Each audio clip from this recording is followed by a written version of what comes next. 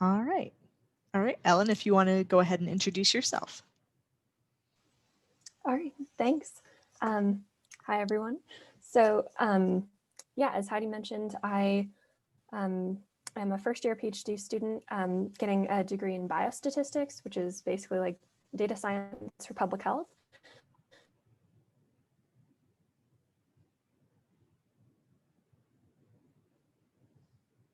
So my background is in statistics in my undergrad, so a little bit of just kind of broad strokes in a lot of different things. So yeah, I was asked by the Goldwater Foundation to kind of participate in the more initiative, kind of thinking how to, I guess, just like extend kind of pipelines going into Goldwater, but also from my experience more broadly, it's a similar sort of path to being a competitive applicant for a STEM PhD program or the NSF Graduate Research Fellowship Program. In my mind, a lot of these application processes are really quite similar in terms of identifying kind of areas of STEM research that you're interested in, but then also kind of tying that in with your personal narrative and figuring out how the pieces tie together. So I guess some of my biggest kind of pieces of advice, both for Goldwater and these other opportunities, are kind of broadly summed up by kind of having your personal narrative tie in with your STEM research interests and really clearly being able to articulate that, making your application kind of thinking of it as like an extended essay, even if all the sections are, might have different prompts in the sense of, so I received the advice that you can think of, kind of having a thesis and then having each of the sections, even if they're with different prompts, kind of supporting that overall thesis. And then I guess just more broadly, this has been more relevant to me personally. I don't, this might not be quite as applicable in a field like chemistry, but I don't know what other fields your applicants are coming from. Just in terms of, I think, seeing the broader picture of like where your STEM work might influence society more broadly, and just that, at least to me personally, that's been a very important element of kind of thinking through what I want to do with my future. And at some point, Bert might be able to chime in on kind of like how the reviewer panels see kind of the importance of tying your STEM interests in with kind of like broader societal implications. And then, so I am happy to talk kind of more on those specific topics, and then also to answer any other questions relevant to Goldwater, applying to PhD programs, NSF GRFP. As I said before, I see them all as being quite similar in the advice that I would be able to give. So yeah, I guess, so thanks to the applicants for being here, and really at any time, just kind of feel free to chime in with specific questions, or if I'm, not making sense in my rambling.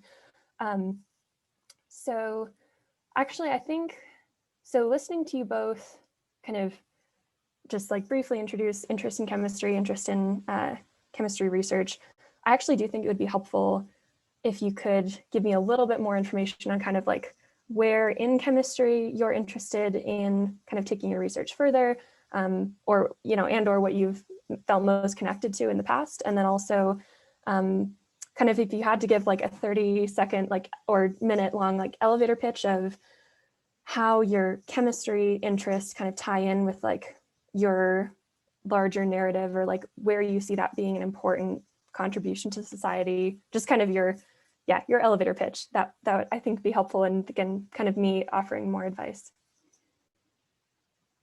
So do we want to, yeah, I can go first if you don't mind, Kayla. So I do natural products chemistry. That's sort of the broad, I guess, umbrella term for what I do. It's kind of an odd mishmash of analytical chemistry mixed with organic chemistry, mixed with even a little bit of biology. It's kind of a lot encompassing in natural products chemistry, but basically the goal is we try and look for compounds that are produced by either plants, but in our case we work with fungi, and to basically find molecules that would be good candidates to become drugs in the future. And so extending this to sort of what I want to do in the future, I don't really, so this, what we currently do is more drug discovery, but I think I want to sort of pursue more drug development and sort of altering those things to make them perform better as pharmaceuticals or, you know, therapeutics of some kind. That's more where my interests lie. But, you know, obviously doing that kind of research has helped me get into that field and learn a lot more about it. So yeah, that's my elevator pitch. Yeah, so I'm also in the field of organic chemistry, but I'm a synthetic organic chemist. So the work I do focuses on small molecules that could be building blocks to more complex molecules that are like drug targets and things of that nature. We focus on chiral molecules, which are difficult to control the synthesis of, but being able to control the synthesis of a chiral molecule means you can have more effective drugs, or drugs that don't have severe side effects, because sometimes having a mixture, you get really negative side effects with drugs. So future, I see myself in a similar field of continuing with organic synthesis of small molecules that lead to like building blocks that could be potential drug targets, or things used like in farming or something like that.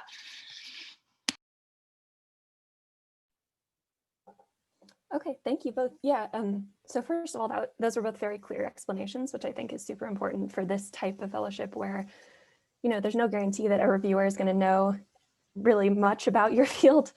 So being able to explain in not quite layman's terms, but, you know, assuming you have an educated reader, but someone who doesn't know the specifics of your field is super important.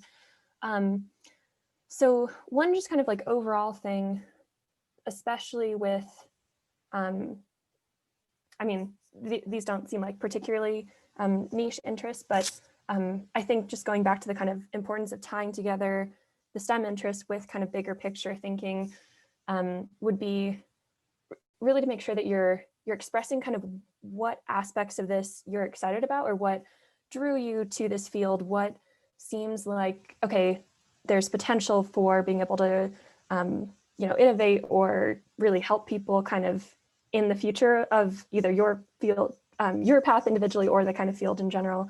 So I think not being afraid of letting people behind the curtain a bit to like you as an individual. I think in science, we're often kind of coached in appearing somewhat impartial, or, you know, it can even come across as a little bit cold in scientific papers. And one of the things that I kind of found as I was going through the process of editing my Goldwater application, and then also other applications later on, is it doesn't need to be cold, and actually can help you kind of stand out if you let in a little bit more of that kind of like spark of what draws you to this work.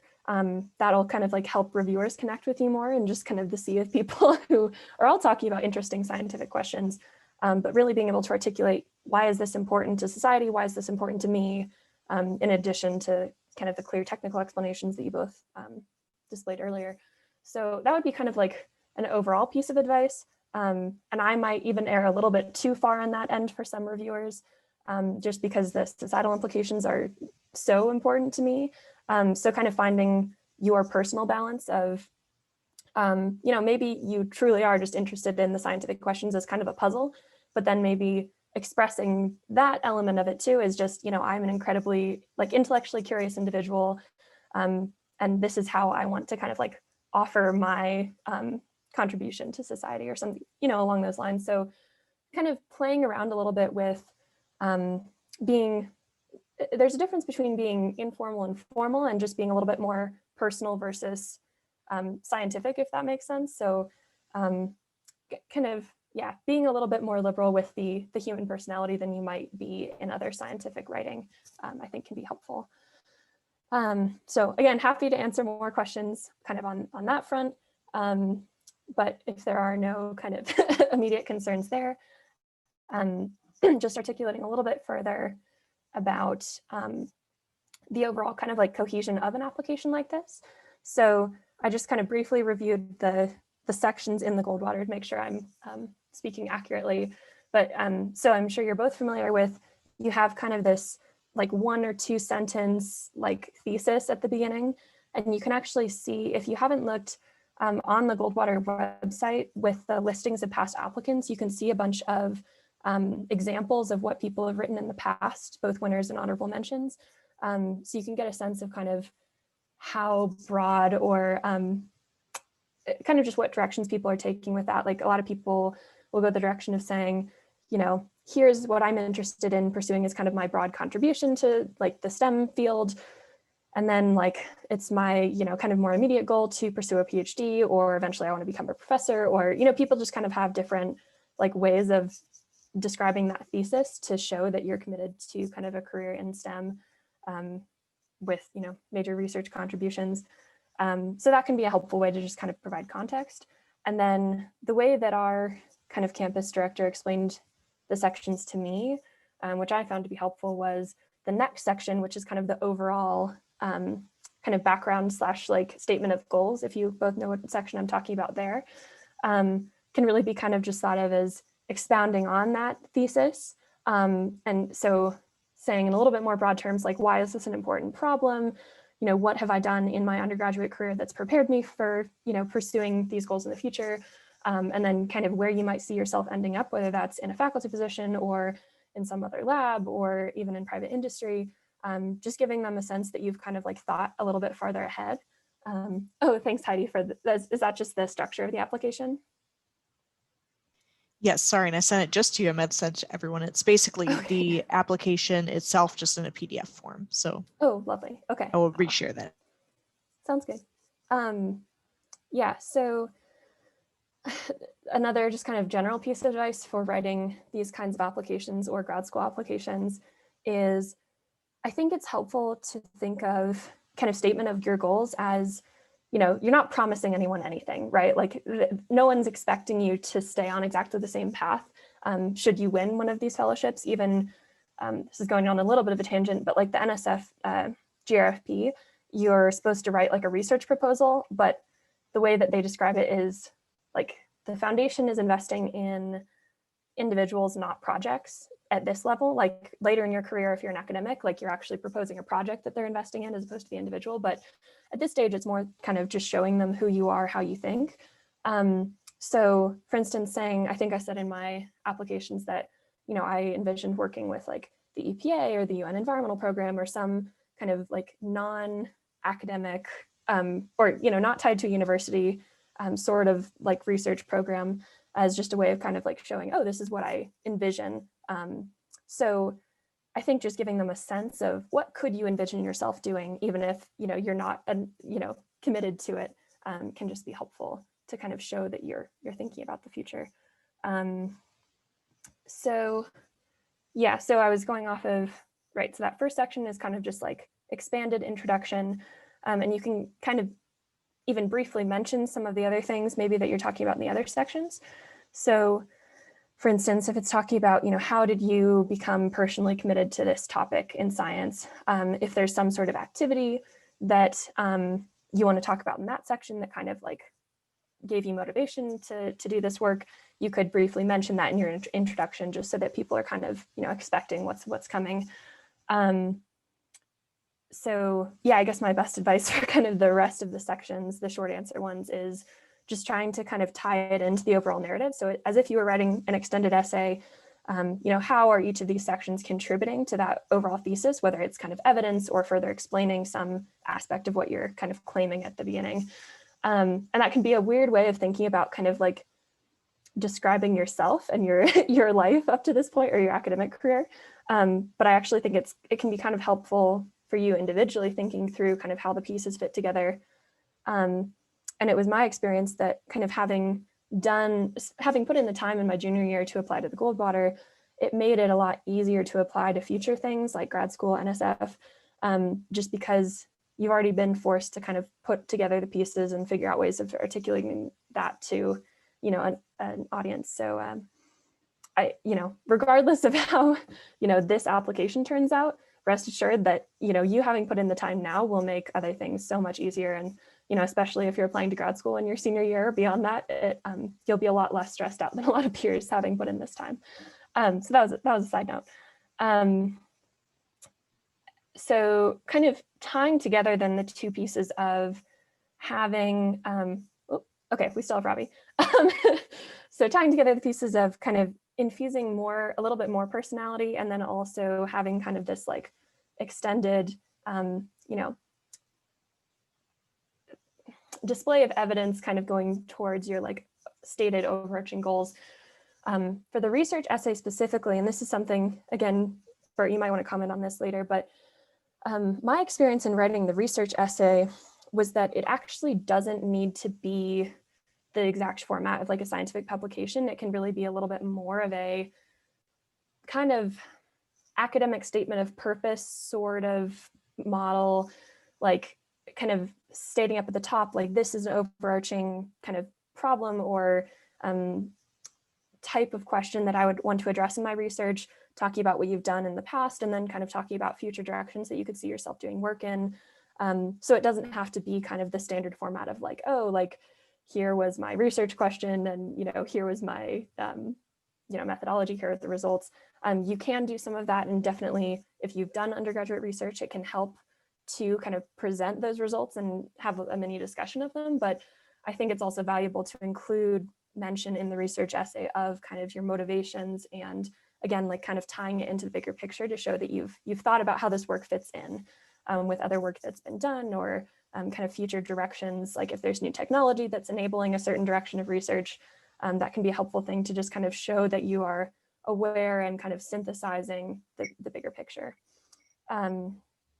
So yeah, I would say those are kind of some of the main points that I was thinking of sharing. And again, a lot of these kind of apply to other applications beyond Goldwater. But at this point, I would just be happy to open the floor to any comments from Bert and Heidi on things that I had just said, and then also questions from especially the students, but really anyone. Yeah. So let me say a couple of things. I very much agree that you want your sort of your career goals statement, that after your thesis, Ellen mentioned that you have this section where you talk about your career goals, and then you have your research essay. Those two need to be connected. And I think it's really important to show that your research and your career goals are to help society. I think, if it's just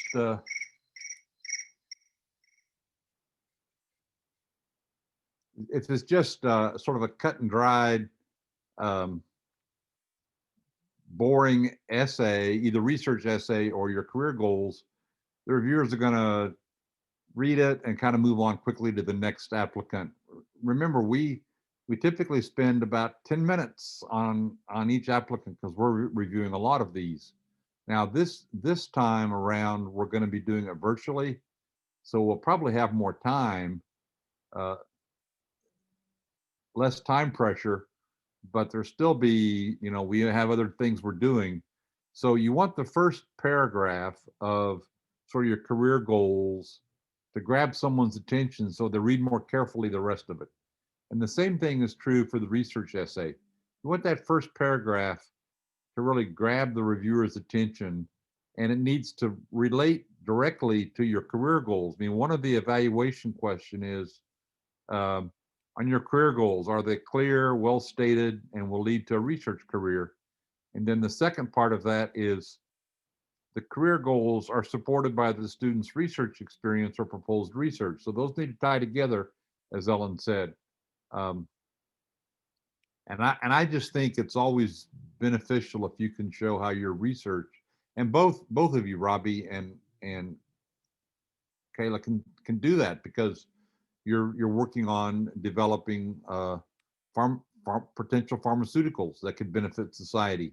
So definitely mention that. And actually, yeah, kind of going off of that clarification, one thing that I've told younger students before that I found helpful is often in these types of applications, if you feel kind of conflicted about, like basically bragging versus like appearing too humble, That's something that I have definitely kind of struggled with before, finding a balance.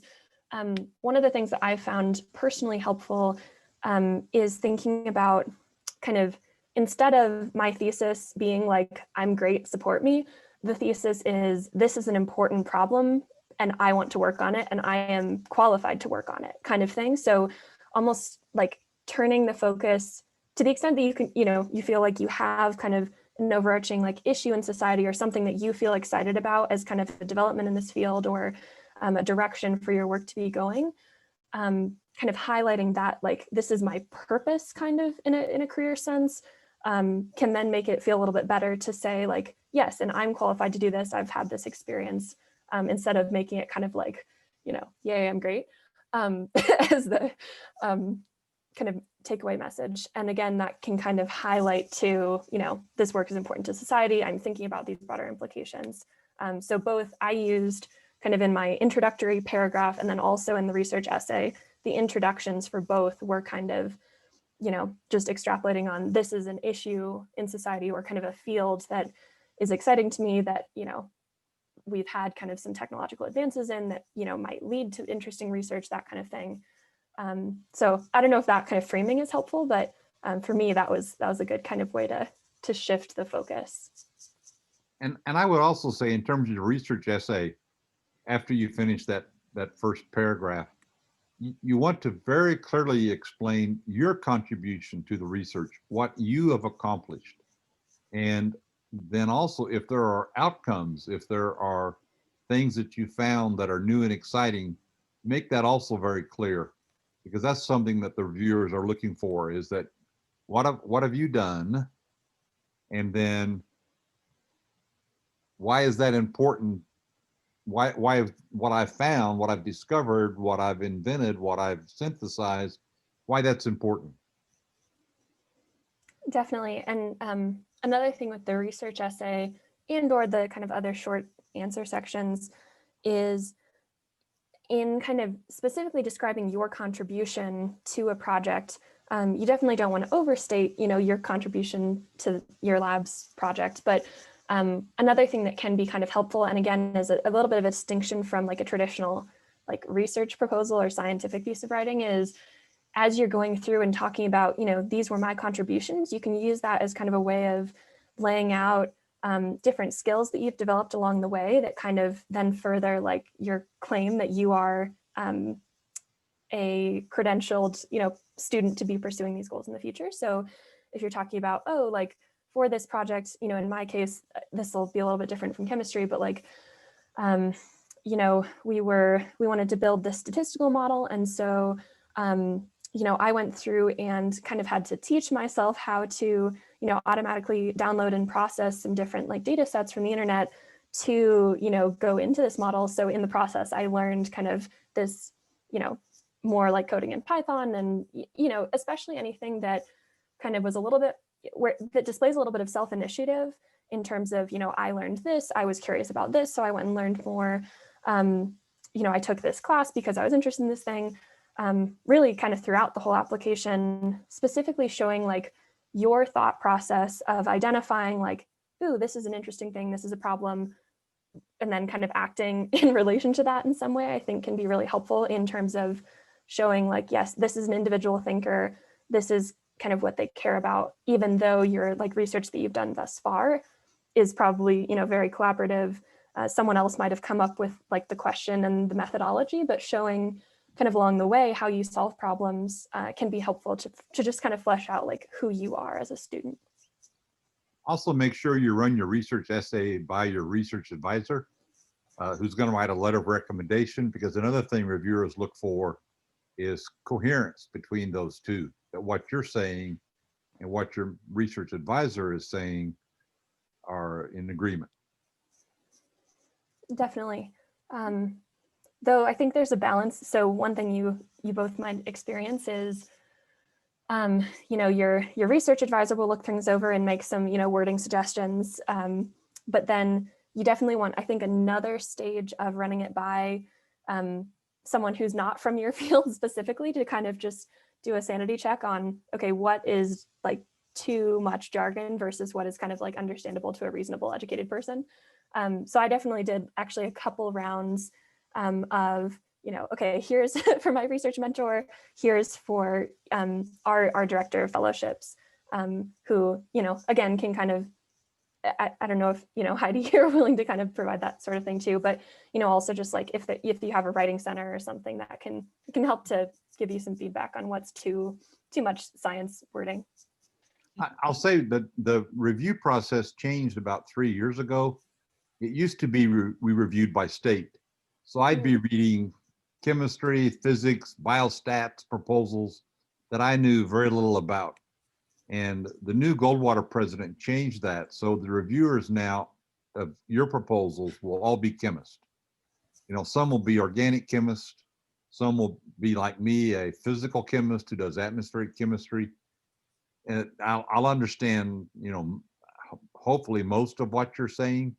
But the focus now needs to be on the research essay, in particular on the science, because the reviewers are going to understand your science.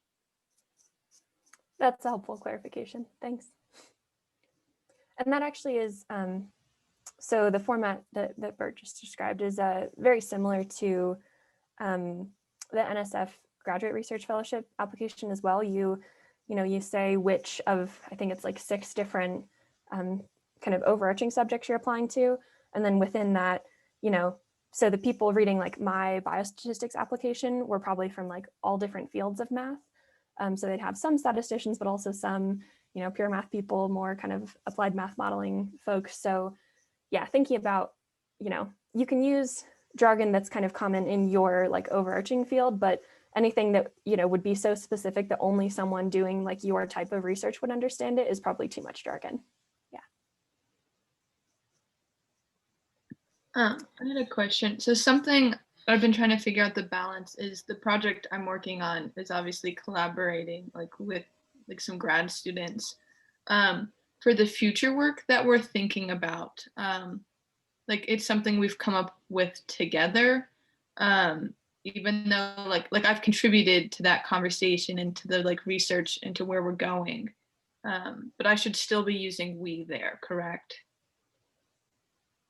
For like what, like instead of saying like I want to do like this in the future, I should say like we're planning on going in this direction. I would use I. Okay. That's actually a discussion that the reviewers have had in the past. And if it's we don't know if it's what you've done or what someone else has done. So if it's, we came up with this and we directed, or we thought this was the direction, and then I have done these specific things to help accomplish that, that's okay to do it that way. But I wouldn't use, in a normal scientific article, it's all we, because it's a team effort. But I think here, what the reviewers have kind of decided, and reviewers are different, but if you says, I did this, that's fine. We want to know what you did. Okay. Thank you. And Sorry. oh no, I'm sorry. This is just more of like a similar kind of question to what Kayla had, but I was referring back to how he was saying that like now the Goldwater research essays will be reviewed by somebody who is within my field. There was a section of my essay draft where I had talked about some of the techniques that we use, and I explained the main ones. So I like mass spec and nuclear magnetic resonance. So I explained what those are, but then I kind of wrapped it around and said that we sometimes use these other things, but I didn't really go into a super in-depth explanation of what the other things were because I don't use them that often. So I was wondering if it was, should I explain also those things, or could it be, since it's being reviewed by a chemist, could it be sort of left as like, sometimes I use these things? So Robbie, I would say, everybody who reads your review, your proposal, is going to know what MS and NMR are. So I would say, don't spend a lot of time explaining those, unless you're doing something special, like if you're doing electrospray mass spectrometry, you could maybe very briefly explain that. I mean, I do mass spectrometry, so, you know, I would know what that is. Maybe some of the other reviewers wouldn't. But if there are other techniques that are less well known, you might mention those and give just a sentence or so, but I would not spend much time talking about what mass spec does. We all know what it does. Yeah. I didn't spend a lot of time talking about like the science behind it. I was just like, this gives me this, and then NMR gives me this. And Yeah, then that's put that okay. together. Yeah, sure. Yeah. Okay. But again, I mean, I think we're all going to know what those things give you, you know. So. Okay, thank you. So one more thought, kind of going back to the I versus we distinction. And again, feel free to weigh in on this part, but my thinking is, you know, for a specific project that, you know, you're kind of thinking about doing next with grad students or with a professor, you know, you might want to talk about like, oh, my team is thinking of going in this direction in the future. But if you have kind of any broader ideas too, I do think, well, one thing that, you know, I remember doing in my application was, you know, in talking about kind of future work, you don't have to be too specific about like, you know, this project, this is our methodology. You can maybe talk a little bit more broadly, and I might have trouble coming up with like specific chemistry examples, but like in my work, talking about, okay, these are certain statistical methods that I would like to kind of, you know, pull into my work, you know, because this allows us to kind of like go in more of this direction or ask this type of question, as opposed to saying like, this is the question that I want to ask. Like if you have a specific thing that you're really, you know, excited to look into more, that's great. You can talk about that, but you don't need to feel constrained to, you know, this is exactly what I've thought through kind of how I'm going to, you know, do a project. You can be a little bit more broad in, you know, this is an important type of work that needs to be done. These are techniques that I might want to explore further, or I don't know what the, again, like chemistry examples would be, but yeah, don't be afraid to be a little bit more broad in showing, okay, like I haven't, you know, done work even in this specific thing yet. I want to learn more about this in my PhD so that I can pursue questions of this nature. This is why asking these sorts of questions or answering these sorts of questions is important for the field of, you know, pharmaceutical development, whatever. So yeah, just kind of in addition to specific questions that you have either, you know, researched in the past or are planning on pursuing, I think having a little bit more of that broad discussion can also help to just show that, you know, you are thinking kind of more broadly. And like for me personally, I spent some time when writing my research essay, like reviewing some kind of like review articles that were recently written, you know, in the last like year or two before my application cycle, kind of talking about what are some of these like really big directions. So you personally don't even need to come up with them. You can, you know, cite a review paper that says this is a really important direction. So I think if you're talking about kind of those broader directions too, it's a little bit easier to say, I would like to work on this without having to say like, I have already done this, and just showing, okay, what am I interested in exploring further? You know, what do I think is important based upon my kind of reading and experience in this field so far, listening and participating in these conversations. So that could be kind of a way of then distinguishing, you know, kind of your own thinking and goals from those of your lab and the work that you've done so far.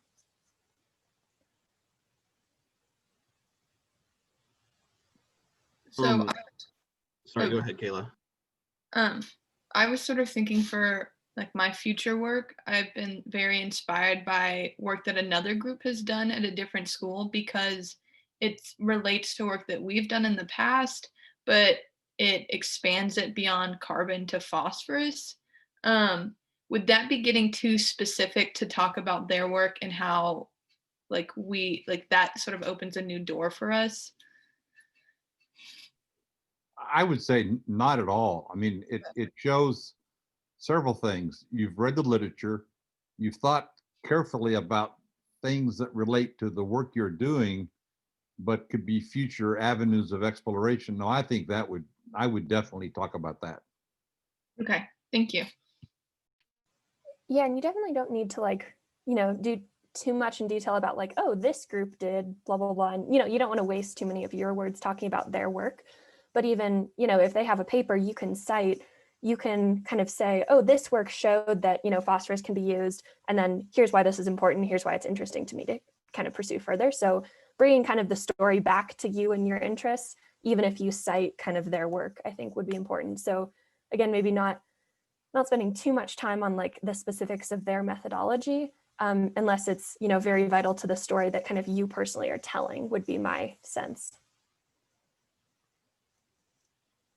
And my question sort of goes in the opposite direction. So with mine, I have a lot of trouble with my like personal narrative, so to speak, because mine's pretty short.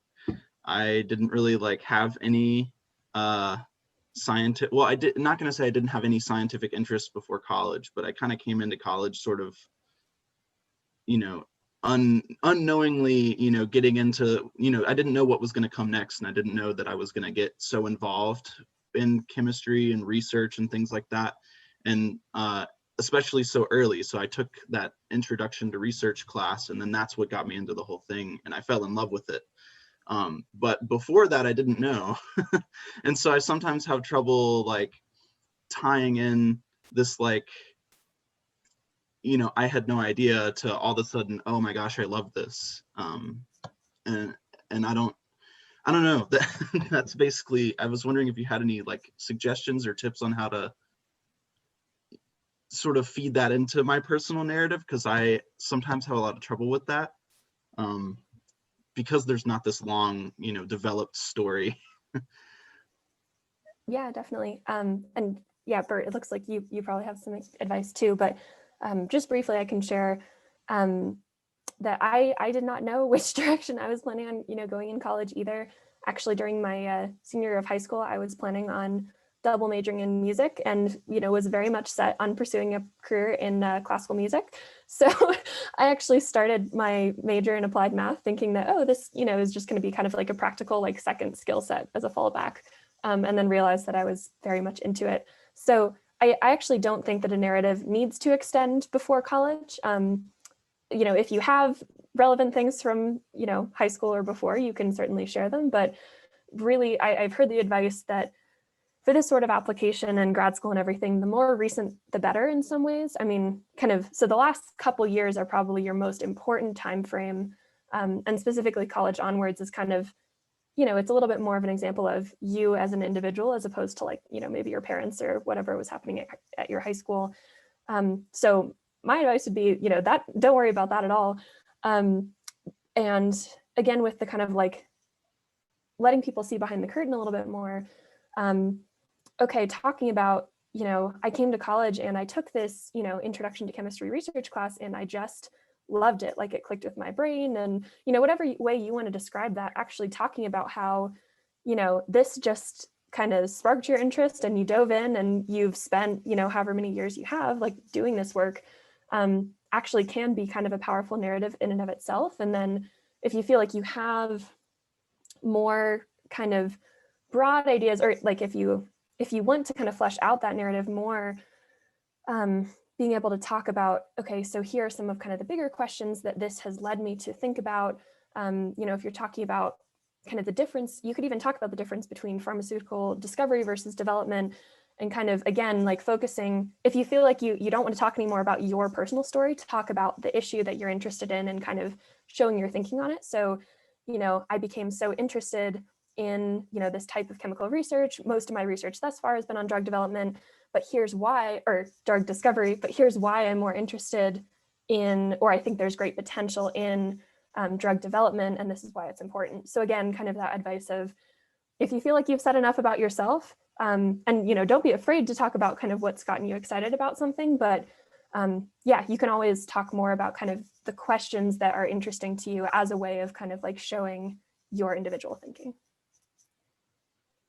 Robbie, I would not be afraid about discussing your personal journey to where you are now at all. And I would say in any given section, they have limits on how much you can write. I would try to use up at least half of that. Otherwise, reviewers will think, oh, he just kind of threw this together at the end. He couldn't flesh it out completely. don't add stuff that's just redundant or repetitive or boring. But having your personal journey there is something that reviewers actually don't mind reading.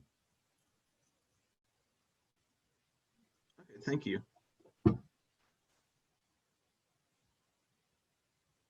I was sort of curious, what is something you hate to see on an application? Like when you see it, it just drives you nuts.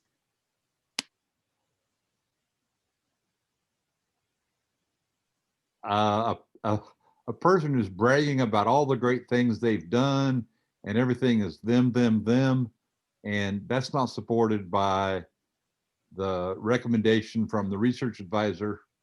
That really raises red flags. One you. more small thing that like I've just kind of heard people say in passing before is on these sorts of applications to like try absolutely to avoid any sort of sentence that's like, and this is why you should give me money, or like, this is why you should support me. Like any sort of like plea kind of is really off-putting for reviewers. So anyways, yeah, that's. And another question I had for That, you, by the Ellen. way, is absolutely true. Another question I had for Ellen was, other than, this is about the scholarship itself, like other than, you know, obviously the money and sort of the ability to network, that extended, you know, network of people through the Goldwater, like I was wondering if there were any other like academic resources that became available to you, or professional resources that became available to you after winning, like, or after receiving the Goldwater scholarship? Yeah, so I guess my answer will be twofold here. So one is that yes, there were additional resources, but the second part is I think like not winning a Goldwater also does not preclude you from kind of like being a competitive applicant for other things. So like, yes, the resources that I've had access to have been useful, but not necessary kind of for further steps. So I'll just, you know, kind of have that as the clarification. So things that I found useful about the Goldwater Foundation kind of network. There's a Slack channel that students have put together and kind of run. So people like introduce themselves, and there's some conversations about, you know, grad school application. People can ask questions about, you know, how to identify an advisor, how to reach out, how to, you know, write a personal statement. And there have also been some more kind of structured panels of past students talking about grad school applications, or even some of the UK fellowships, like the Marshall, Gates, Cambridge sorts of fellowships. So, you know, some of those resources have been useful. I think the most useful thing for me personally was when I kind of introduced myself on the Goldwater Slack. There was an older student or older past winner who was currently in her second year of a PhD in biostatistics. And she actually reached out and just said, hey, like, it sounds like we have really similar interests. If you have any questions, like, feel free to reach out. So I had a phone call with her kind of about the process of applying to grad school and, you know, in this field, kind of things to be looking for. And I found that really personally helpful. But again, that's something that, like, kind of that networking can certainly happen in other ways than the Goldwater Slack. So again, like, it can be useful, but I would say is not requisite in kind of your future development and getting to network and ask people questions. Okay, thank you.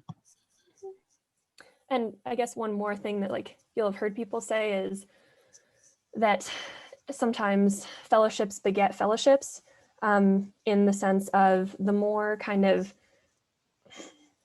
this might sound bad, but like the more prestigious things are on your resume, the easier it is for other people to say yes to you down the line, because it's kind of like, in addition to our perception, you know, these other panels have like said yes to this person, which is again, not to say that like you won't, you know, be successful if this opportunity doesn't come through. I think there's also maybe they might have, you know, someone who said that might have been overlooking just the fact that, as I said before, having gone through the process of creating an application like this one time makes it so much easier to prepare future applications. Most people, I think, who've done, you know, Goldwater or NSF or something, they end up using the same sorts of personal statement and same kind of like overarching theses and, you know, structure of how they kind of present themselves and their work and their interests in a whole bunch of other things down the line. So again, like controlling for the kind of time and thought that you've put into preparing all of this, you know, that might not actually be as true. But, you know, those are all just kind of general thoughts.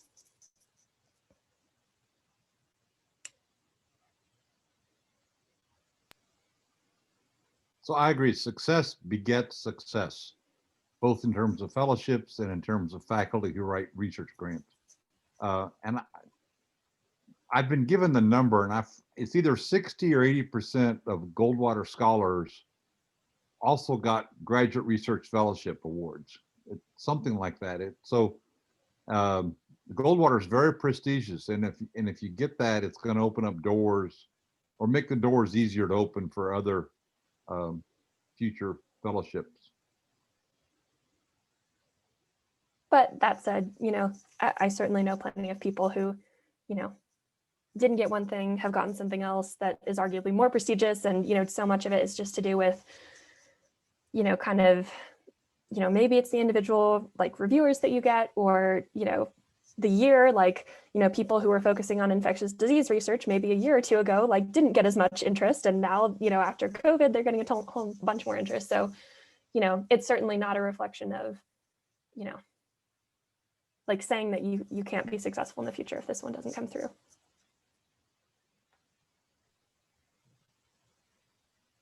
I thought that was fantastic advice from both of you to our students, and excellent questions. And, you know, one of the things that I've been thinking about as I listen to you is that, you know, I've never helped anybody through the Goldwater, but I've helped a lot of students through the Fulbright student application. It's the same advice we give over there. You know, tell your life story. How did you get to this point? Where do you want to go in the future? How is this benefiting you, but also the community that you're going to? How are you using this long term? This is not just a one-time thing. So I'm glad that you're kind of giving this. It's the same principle. So so the point that you just made, Ellen, that, you know, the process of just completing this application will help you, you know, in the future for other applications that you do. And I certainly hope that you're going to apply for other things too, because it's one thing to apply for just, you know, the same way that you're going to go to graduate school and you're going to apply for a number of them just so you can have options and, you know, see what kind of money you're receiving and all that. It's the same thing for these awards as well. So apply for things.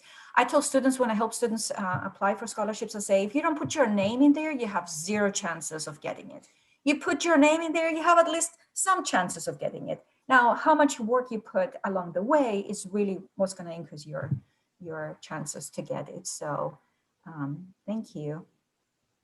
Yeah, thank you for that feedback as well. That reminds me, I should also mention, so in the year or 2 years before I applied for the Goldwater, I actually submitted applications for the Udall scholarship, which is kind of like environmental science, environmental activism based, and then the Truman Fellowship, which is kind of more like policy, kind of civil service oriented. Got rejected from both of those before even applying for the Goldwater. So certainly, like, you know, figuring out kind of what opportunities actually speak to your kind of interests and goals. I mean, both of you sound like you're very well suited to, you know, STEM research sort of careers, but just again, the kind of, yeah, reiterating, try again sort of thing. And Heidi's our person on our campus that can kind of help you figure some of those out, but definitely your faculty are your best supporters. I'm sure Bert would agree with that. You know, speaking to your faculty is really important to figure out what opportunities are out there for you and which ones might be best for you specifically. Robbie and Kayla, are you both juniors? Okay. I have a quick question. So my research is not directly COVID related, but it has implications for COVID research. Do you think it would be cheesy to talk about that? Or do you think, like, I'm sort of concerned that this year there will be a lot of people talking about that, and I don't want to come across as cheesy. I would make, if there's a connection, I would make a connection. Okay. but don't oversell it. But I would definitely, because the reviewer may read that and said, huh, I'm kind of surprised she didn't mention this could be related to the solution for COVID. So I would certainly mention it. Maybe I wouldn't start with that. I might do that, you know, maybe 2/3 of the way through your research essay. Yeah, and in talking about some of the kind of broader applications or purpose behind your work, you could, you know, if talking about infectious diseases more broadly seems very applicable to your field of research, that could be kind of one of the larger like societal benefits that you talk about is, you know, this could help to develop, I don't know exactly what it is, but like this could help to develop future vaccines, you know, for large, you know, infectious disease outbreaks such as COVID-19, or kind of, you know, just throwing it in more as a, you know, this is an important issue. And like, obviously we all understand that this is an important issue, you know, yeah. Okay, thank you.